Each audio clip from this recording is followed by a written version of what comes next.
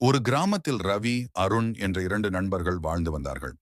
அவர்கள் சிறு வயதிலிருந்தே சேர்ந்து விளையாடி, பள்ளிக்குச் சென்று எல்லாவற்றையும் பகிர்ந்து கொண்டார்கள்.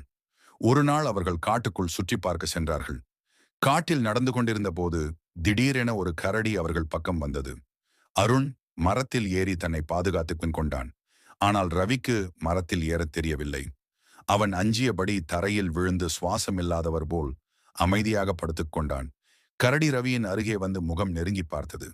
அவன் உயிரோடு இருப்பதை உணர முடியாமல் கரடி அங்கிருந்து சென்றது. கரடி சென்றவுடன் அருண் மரத்திலிருந்து இறங்கி, "டே ரவி, கரடி உன் காதில் என்ன சொன்னது?" என்று சிரித்தபடி கேட்டான். ரவியும் சிரித்தபடி, "கரடி சொன்னது, சிரமத்தில் உன்னை விட்டு ஓடும் நண்பர்களை நம்ப வேண்டாம்" என்று சொன்னான். அந்த நாளிலிருந்து அருண் தன் தவறை உணர்ந்து ரவியிடம் மன்னிப்பு கேட்டான். அவர்கள் இருவரும் இன்னும் வலுவான நண்பர்களாக ஆனார்கள். கதையின் பொருள்: சிரமம் வந்தாலும் நம்மை விட்டு செல்லாமல் துணையாக நிற்பவர்தான் உண்மையான நண்பர்.